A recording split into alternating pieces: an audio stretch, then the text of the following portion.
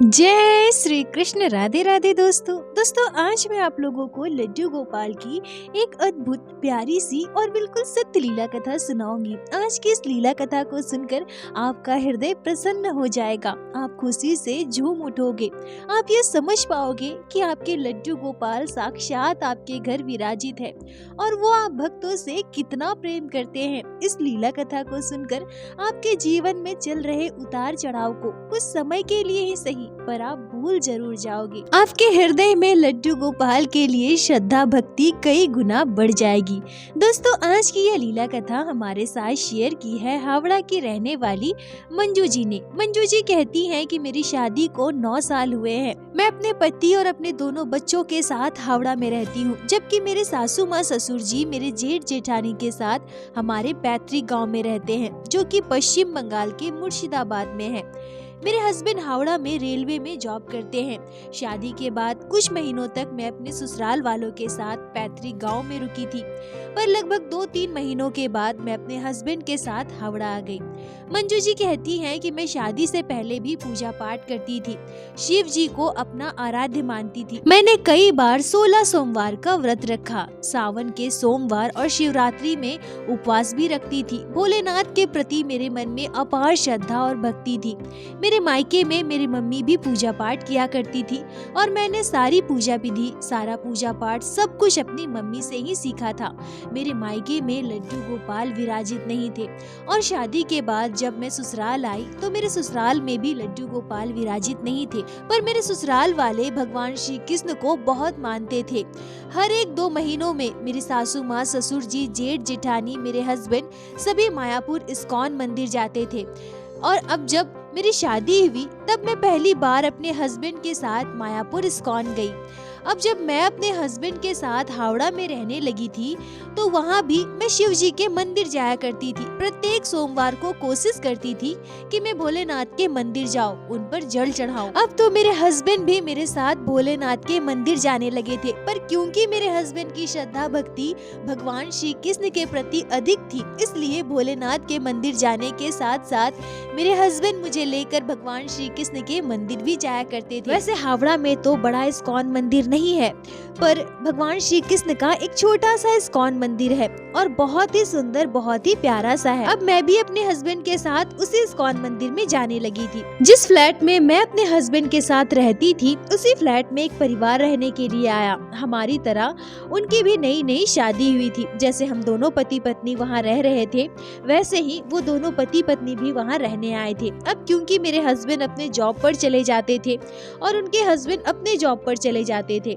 तो हम दोनों की आपस में बातचीत होने लगी। धीरे धीरे दोस्ती हो गई। अब ऐसा होता था कि हम दोनों के हस्बैंड तो अपने अपने काम पर चले जाते थे और उसके बाद हम दोनों कभी कभी मंदिर चले जाया करते थे, और अधिकतर समय अब हम इस्कॉन जाते थे क्योंकि वहाँ पर कीर्तन होता था। ज्यादा देर तक हम वहाँ कीर्तन किया करते थे, हमें बहुत अच्छा लगता था। अब ऐसा हो गया था कि प्राय हम लोग इस्कॉन मंदिर जाया करते थे। हम दोनों के हस्बैंड ऑफिस चले जाते थे और उसके बाद घर पर हमें कोई ज्यादा काम भी नहीं होता था। अभी हमारे बच्चे भी नहीं थे, तो हम अपना ज्यादातर समय इस्कॉन में ही व्यतीत करते थे और लगभग सप्ताह में 3-4 दिन हम लोग इस्कॉन जाया ही करते थे। इस्कॉन में कीर्तन होता था, साथ ही साथ भागवत पाठ होता था, भागवत गीता पढ़ाया जाता था, उसके क्लासेस भी दिए जाते थे, तो हम दोनों ने वो क्लासेस भी ज्वाइन कर रखा था। दोस्तों अनीता जी कहती हैं कि मेरी जो फ्रेंड बनी थी, जो हमारे फ्लैट में हमारे पड़ोस में रहती थी, उसका नाम अनीता था।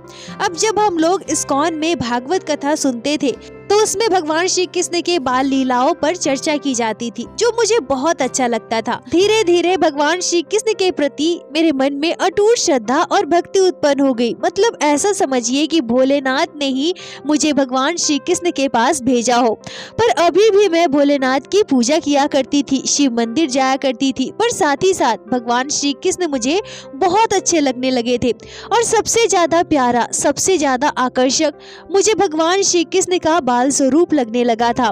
भगवान श्री कृष्ण के बाल स्वरूप की चर्चा जब मैं सुनती थी तो मंत्रमुग्ध हो जाती थी। कथावाचक लड्डू गोपाल के बारे में भी बताते थे। कहते थे कि हर गृहस्थ परिवार में लड्डू गोपाल की सेवा होनी चाहिए। तभी मेरे मन में भाव आया कि मुझे लड्डू गोपाल की सेवा लेनी है। मैं भी छोटे से बाल गोपाल कृष्ण कन्हैया को अपने घर लेकर आऊंगी और उनकी खूब सेवा करूंगी। मंजू जी कहती हैं कि यह बात मैंने अनीता को बताई थी। तभी इसी बीच पता चलता है कि मैं गर्भवती हूँ। क्योंकि मैं गर्भवती हो गई थी तो मेरी तबीयत खराब रहने लगी थी। मतलब प्रारंभ के महीनों में मुझे उल्टियाँ होती थी, चक्कर आता था और कुछ भी खा नहीं पाती थी। तो फिर मैंने यह निश्चय किया कि अभी मुझे लड्डू गोपाल की सेवा नहीं लेनी चाहिए, क्योंकि लड्डू गोपाल को अगर हम घर लेकर आते हैं तो उनकी अच्छे से सेवा करनी होगी और इस अवस्था में शायद मैं बाल गोपाल की सेवा ठीक से ना कर पाऊँ। और फिर मैंने यह निश्चय किया कि सही सलामत मेरा बच्चा इस दुनिया में आ जाए, सब कुछ ठीक हो जाए, फिर मैं कभी लड्डू गोपाल की सेवा जरूर लूंगी। अब मंजू जी कहती हैं कि जब मेरा 7वां महीना चल रहा था तभी एक और खुशखबरी हमारे सामने आती है। पता चलता है कि अनीता भी गर्भवती है। अब हम दोनों सहेलियां बहुत खुश थे और हम दोनों अक्सर यह बातें किया करते थे कि दोनों अपने बच्चों की शादी एक दूसरे से करवाएंगे। हम लोग कुछ ही समय में इतने अच्छे दोस्त बन गए थे तो हम अपनी दोस्ती को रिश्तेदारी में बदलेंगे। मतलब ऐसे ही हंसी मजाक हम दोनों हमेशा किया करते थे। अनीता हमेशा कहती थी कि तुम्हें लड़का ही होगा और देखना मुझे लड़की होगी, मुझे प्यारी सी बिटिया चाहिए। मुझे छोटी छोटी बच्चियां बहुत प्यारी लगती है। बिटिया होंगी तो मैं अपनी बेटी के चोटी बनाऊंगी, उसे सुंदर सुंदर कपड़े पहनाऊंगी, सुंदर लहंगा पहनाऊंगी, फ्रॉक पहनाऊंगी। मंजू जी कहती है कि फिर मैंने पुत्र संतान को ही जन्म दिया। अब बच्चे के जन्म के समय मैं अपने पैतृक गाँव चली गई थी, पर 2-3 महीने वहाँ रहने के बाद मैं वापस अपने बच्चे को साथ लेकर अपने हस्बैंड के पास हावड़ा आ गई। अब अनीता मुझसे कहती है कि मैंने कहा था ना तुम्हें लड़का ही होगा, देखना अब मुझे बेटी होगी। पर अनीता ने भी बेटे को ही जन्म दिया। अब हम दोनों हंसी मजाक में कहा करते थे कि हमारा सपना तो सपना ही हो गया, फिर हम अपना सपना पूरा कैसे करेंगे, मेरा भी लड़का और तुम्हारा भी लड़का। अब हम दोनों अपने बच्चों की शादी कैसे करवाएंगे। तभी अनीता कहती है कि चलो कोई बात नहीं, दूसरी बार जब हमारा बच्चा होगा ना तब लड़का और लड़की ही होगा और फिर हम एक दूसरे की शादी करवाएंगे। ऐसे ही हम लोग आपस में हंसी मजाक किया करते थे। तभी मेरा बेटा जब लगभग 2 साल का हुआ तो मेरे मन में फिर से लड्डू गोपाल की सेवा का भाव आया। एक दिन मैं सोचती हूँ कि अब तो मेरा बेटा थोड़ा बड़ा हो गया है, अब अगर मैं लड्डू गोपाल की सेवा लूँ तो मुझे कोई असुविधा नहीं होगी। और इसके बाद मैंने यह बात अनीता से कही। फिर हम दोनों ने निश्चय किया कि जन्माष्टमी के समय मैं अपने घर लड्डू गोपाल को लेकर आऊंगी। तभी इसी दौरान एक दिन अनीता मेरे घर आती है और मुझसे कहती है कि मंजू, हम दोनों ने निश्चय किया था ना कि हम दोनों अपने अपने बच्चों की शादी एक दूसरे से करवाएंगे, पर हम दोनों को तो लड़का हो गया। पर जब तुम लड्डू गोपाल को घर ला रही हो तो मैं भी बाल राधिका को घर लेकर आऊं क्या? लड्डू गोपाल तुम्हारे पुत्र और राधा रानी मेरी बिटिया। फिर हम दोनों साल में एक बार लड्डू गोपाल और राधा रानी का विवाह उत्सव मनाएंगे, धूमधाम से विवाह करवाएंगे और तुम लड्डू गोपाल की सेवा करना और मैं राधा रानी की सेवा करूंगी। मंजू जी कहती है कि अनीता की बात से मैं एकदम से मान गई और बहुत खुश हो गई। और फिर जन्माष्टमी पर हम दोनों अपने अपने घर लड्डू गोपाल और राधा रानी लेकर आए। धूमधाम से हमने अपने अपने घरों में पूजा पाठ करवाया। पूजा पाठ समाप्त होने के बाद रात को लड्डू गोपाल और राधा रानी के साथ धूमधाम से जन्माष्टमी का उत्सव मनाया।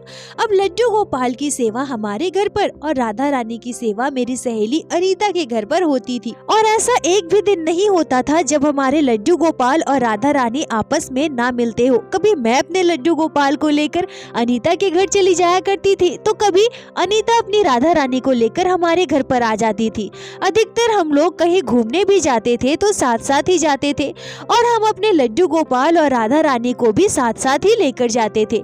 मतलब ऐसा समझिए कि बस रात में लड्डू गोपाल और राधा रानी दोनों अलग अलग घरों में अलग अलग बिस्तरों में शयन करते थे, बाकी दिन भर तो वो दोनों साथ ही रहते थे। अगर मैंने घर पर कुछ अच्छा बनाया तो राधा रानी के लिए देकर आती थी और अगर मेरी सहेली अनीता ने घर पर कुछ अच्छा बनाया तो मेरे लड्डू गोपाल के लिए वो लाकर देती थी। मैं अगर घर पर कुछ अच्छा बनाऊं तो राधा रानी के लिए देकर आती थी, और अगर अनीता अपने घर पर कुछ अच्छा बनाए तो मेरे लड्डू गोपाल के लिए लेकर आती थी। मैं अपने लड्डू गोपाल के लिए कुछ भी शॉपिंग करूं, जैसे पोशाक या फिर ज्वेलरी, तो राधा रानी के लिए भी वैसे ही सेम पोशाक ज्वेलरी खरीदती थी। और अगर अनीता अपनी राधा रानी के लिए पोशाक ज्वेलरी कुछ भी शॉपिंग करे तो वो मेरे लड्डू गोपाल के लिए सेम पोशाक ज्वेलरी लेकर आती थी। और फिर कुछ महीनों के बाद फुलेरा दूज आया। हम दोनों ने धूमधाम से हमारे लड्डू गोपाल और राधा रानी का विवाह उत्सव मनाया। हम बहुत बड़े उत्सव की तैयारी तो नहीं कर पाए थे, पर छोटे स्तर पर बस अपने कुछ जानने वालों को, दोस्तों को घर पर बुलाए थे और हम लोग बकायदा अनीता के घर पर बारात लेकर गए थे और उन लोगों ने भी बारातियों का जोरदार स्वागत किया था। फिर उसी के घर राधा रानी और लड्डू गोपाल का विवाह भी हुआ। फिर हम लोग लड्डू गोपाल के साथ साथ राधा रानी को लेकर हमारे घर पर आए और फिर कुछ दिनों तक राधा रानी और लड्डू गोपाल हमारे घर पर साथ साथ रहे और फिर हम उनकी राधा रानी को उनके घर भेज देते हैं। मतलब इस तरह से मिलजुल कर हम लड्डू गोपाल और राधा रानी की सेवा करते थे। मतलब जिस कंपनी में वो जॉब कर रहे थे उसी कंपनी के दूसरे ब्रांच में ट्रांसफर हो गया। अब क्योंकि ऑफिस से उनके घर की दूरी यानी कि उस फ्लैट की दूरी काफी ज्यादा हो गई थी, इसलिए मजबूरन उन लोगों को उधर ही किराए पर फ्लैट लेना पड़ा था। और फिर अनीता अपने पति और बच्चे राधा रानी को साथ लेकर वहाँ शिफ्ट हो गई। अब ऐसा होता था कि हम 15 दिनों में, महीने में एक बार मिल पाते थे। कभी अनीता हमारे घर पर आती थी तो कभी हम अनीता के घर जाते थे और वो अपने राधा रानी को साथ लेकर आती थी। ठीक वैसे ही मैं भी अपने लड्डू गोपाल को साथ लेकर जाती थी। अनीता से हमारे घर की दूरी बहुत ज्यादा तो नहीं, पर लगभग 38-40 किलोमीटर की थी। फिर प्रत्येक दिन आना जाना संभव नहीं हो पाता, इसीलिए हम कोशिश करते थे कि महीने में 1-2 बार हम लोग मिल सके, क्योंकि हमें अपने लड्डू गोपाल और राधा रानी को मिलवाना होता था। और वैसे हम लोग फोन पर तो बात करते ही थे, वीडियो कॉल करते थे, लड्डू गोपाल राधा रानी को एक दूसरे के दर्शन भी करवाते थे। अब ऐसे ही लगभग 3-4 महीने बीत गए। दोस्तों, मंजू जी कहती हैं कि मेरा मायका और ससुराल दोनों पश्चिम बंगाल में है और हमारे इधर कड़ी चावल इतना ज्यादा खाया नहीं जाता है जैसे कि उत्तर प्रदेश वृंदावन साइड खाया जाता है। पर मेरी जो सहेली थी अनीता, वो यूपी उत्तर प्रदेश की रहने वाली है, तो वो जब से यहाँ आई थी और हम लोग साथ साथ रहते थे तो वो अक्सर कड़ी चावल बनाती थी और जब भी वो कड़ी चावल बनाती थी तो हमें जरूर खिलाती थी। और जब से लड्डू गोपाल और राधा रानी आए थे तो वो राधा रानी के लिए ज्यादातर कड़ी चावल ही बनाती थी, क्योंकि राधा रानी को कड़ी चावल बहुत पसंद है और हमारे लड्डू गोपाल को भी अत्यंत प्रिय है। तो वो जब कड़ी चावल अपनी राधा रानी लाडो के लिए बनाती थी तो हमारे लड्डू गोपाल के लिए भी देकर जाती थी। अब इतने दिन हो गए थे मैं अपने लड्डू गोपाल को कड़ी चावल का भोग नहीं लगा पाई थी, तो मैंने सोचा कि क्यों ना मैं खुद से ही कड़ी चावल बना दूं और अपने लड्डू गोपाल को भोग लगाऊं। मेरे लाला को भी तो कड़ी चावल खाने की इच्छा होती होगी ना। फिर मैंने अनीता को कॉल किया और उसे कड़ी चावल बनाने की रेसिपी पूछी और फिर मैंने बढ़िया सा कड़ी चावल बनाया और अपने लड्डू गोपाल को भोग लगाया। दोस्तों, मंजू जी कहती हैं कि जब से लड्डू गोपाल हमारे घर पर आए थे तब से मैं अपने लड्डू गोपाल की कई लीलाओं को अनुभव करती हूँ। जैसे भक्त हमेशा बताते हैं कि लड्डू गोपाल को कब कैसा श्रृंगार करना है, कैसी पोशाक पहननी है, उन्हें क्या भोग लगाना है, लड्डू गोपाल के श्रीमुख को देखकर ही भक्त समझ पाते हैं। वैसे ही मैं भी अपने लड्डू गोपाल के श्रीमुख को देखकर समझ पाती थी कि मेरे लल्ला को कब क्या चाहिए।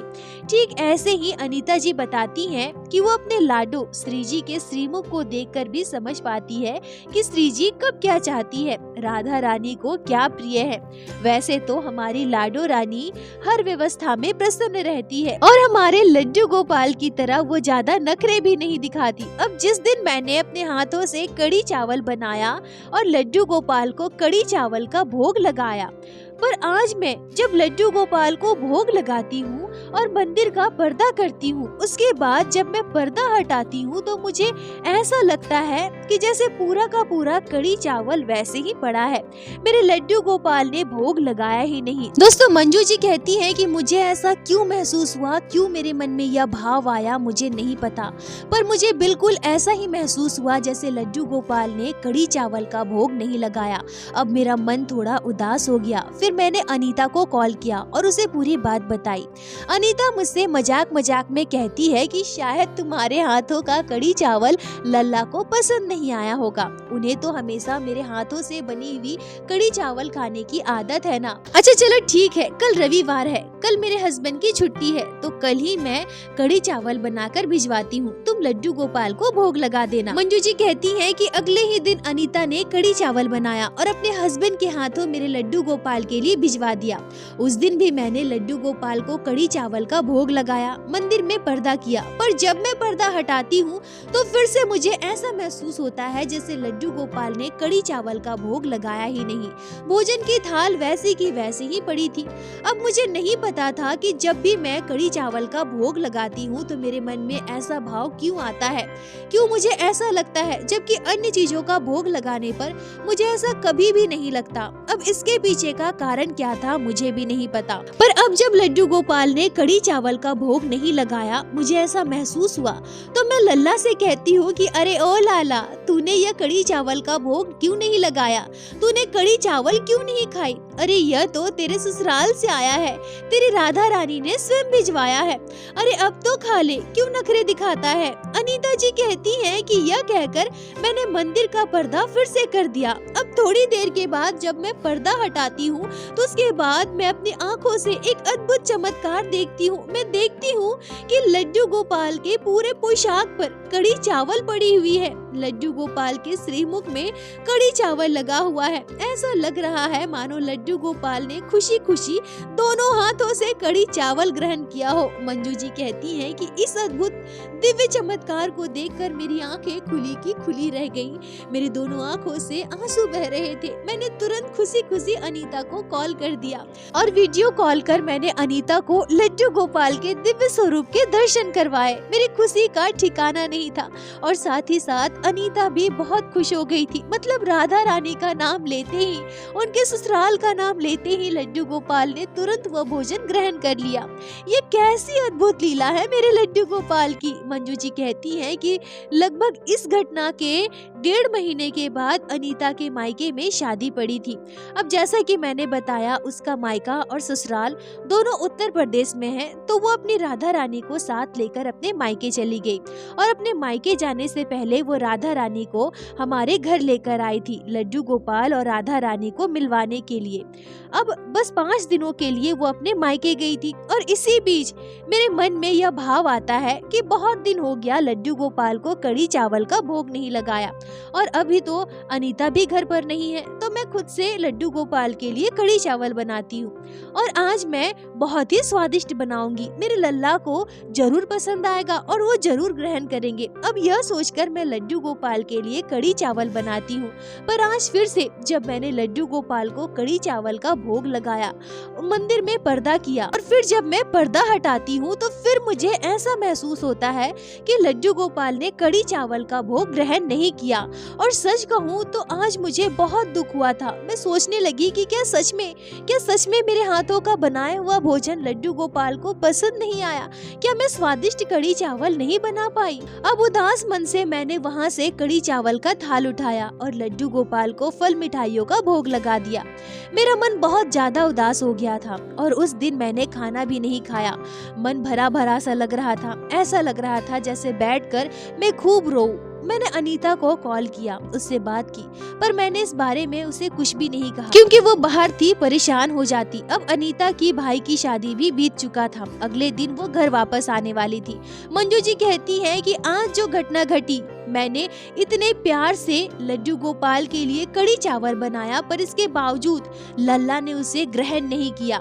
लेटे लेटे ये सारी बातें मैं सोच रही थी। रात के 10:30 बज रहे थे। मेरे हस्बैंड और मेरा बेटा सो चुके थे। अब यही सारी बातें सोचते सोचते मेरी आँख भी लग गई और तभी मैंने एक अद्भुत सपना देखा। मैं अपने सपने में देखती हूँ कि मैं बड़े प्यार से लड्डू गोपाल के लिए कड़ी चावल बनाई हूँ, पर जब मैं लड्डू गोपाल को कड़ी चावल का भोग लगाती हूँ तभी अपने आप मेरे मन में यह भाव आता है कि राधा रानी को कड़ी चावल बहुत प्रिय है। अगर मैं राधा रानी को कड़ी चावल का भोग ना लगाऊं तो मेरे लड्डू गोपाल भी इसे ग्रहण नहीं करेंगे। अब यह बात सोचकर मैं मंदिर के बाहर ही हाथ में कड़ी चावल की थाल लेकर खड़ी थी।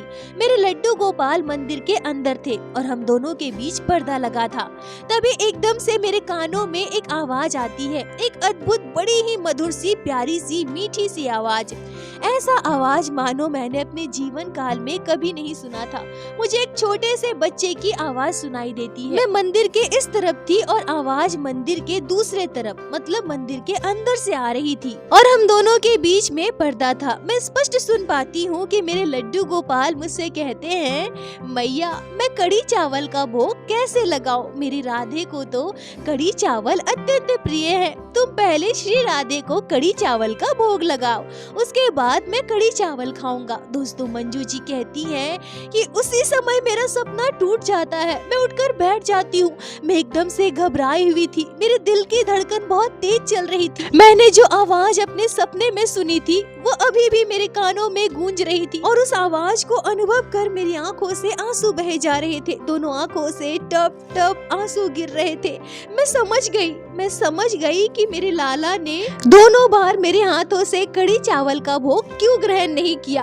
और जब अनीता ने अपने हाथों से कड़ी चावल बनाकर हमारे घर पर भेजा तो मेरे लड्डू गोपाल ने पूरा का पूरा कड़ी चावल का भोग ग्रहण कर लिया। मतलब उस दिन अनीता ने राधा रानी को भी कड़ी चावल का भोग लगाया था। मेरे लड्डू गोपाल राधा रानी से कितना प्रेम करते हैं पर हम भक्त अनजाने में कितनी बड़ी भूल कर देते हैं।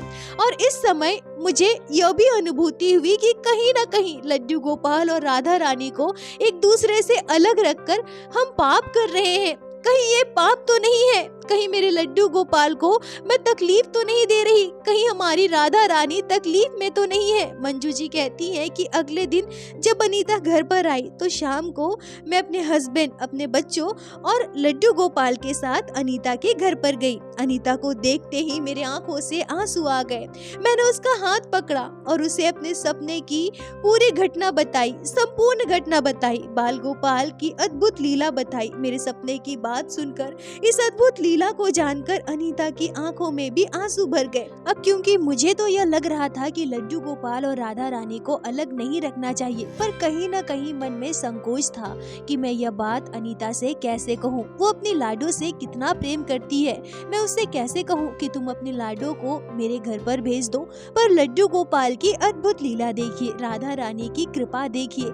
अनीता खुद से मुझसे कहती है कि मुझे ऐसा लगता है कि लड्डू गोपाल और राधा रानी को हम अलग अलग नहीं रख सकते हैं। अलग अलग रखना सही नहीं है, ऐसा करना पाप है। हम एक काम करते हैं, फुलेरा दूज वाले दिन जब हम लड्डू गोपाल और राधा रानी का विवाह करवाएंगे तब मैं अपने लाडो को हमेशा के लिए तुम्हारे लड्डू गोपाल के साथ विदा कर दूंगी। और जैसे बिटिया अपने मायके आती जाती रहती है वैसे ही लड्डू गोपाल को लेकर, राधा रानी को लेकर तुम हमारे घर आना जाना करना। कुछ दिन लड्डू गोपाल राधा रानी हमारे घर पर रहेंगे और उसके बाद मैं अपनी बिटिया राधा रानी को अपने दामाद लड्डू गोपाल के साथ विदा कर दूंगी। दोस्तों मंजू जी कहती है कि जब अनीता यह बात मुझसे कह रही थी तो वो बहुत भावुक हो रही थी। जरा सोच कर देखिए कि कोई अपने प्राणों से प्रिय अपने ठाकुर राधा रानी को कैसे किसी और के साथ भेज सकता है। अनीता ने अपने कलेजे पर कितना बड़ा पत्थर रखकर ये बात मुझसे कही होगी, क्योंकि मुझे तो पता है कि जितना प्रेम मैं अपने लड्डू गोपाल से करती हूँ उतना ही प्रेम वो अपनी लाडो से करती है। लाडो को वो अपनी बिटिया मानती है। अनीता के इस समर्पण भाव को मैं प्रणाम करती हूँ। मंजू जी कहती है कि उसकी तकलीफ को मैं महसूस कर पा रही थी। किसी भी भक्त के लिए अपने पूजित ठाकुर को किसी और के घर भेजना बहुत कष्टदायक होता है और अनीता का दिल बहुत बड़ा है, तभी तो उसने इतना बड़ा निर्णय लिया। अब अनीता के कहे अनुसार फुलहरा दूज वाले दिन मैं लड्डू गोपाल के साथ साथ राधा रानी को लेकर हमारे घर आती हूँ। फिर 10-15 दिन हमारे घर लड्डू गोपाल राधा रानी रुके। फिर मैं अनीता के घर दोनों को भेज देती हूँ और उसके बाद लड्डू गोपाल के साथ राधा रानी हमारे घर पर आ जाती है। हमने यह निर्णय लिया कि आगे से हम ऐसा ही करेंगे। लड्डू गोपाल और राधा रानी की कृपा से अनीता अपनी बिटिया और दामाद यानी कि लड्डू गोपाल और राधा रानी के लिए ढेर सारा उपहार हर एक त्योहार में लाती है।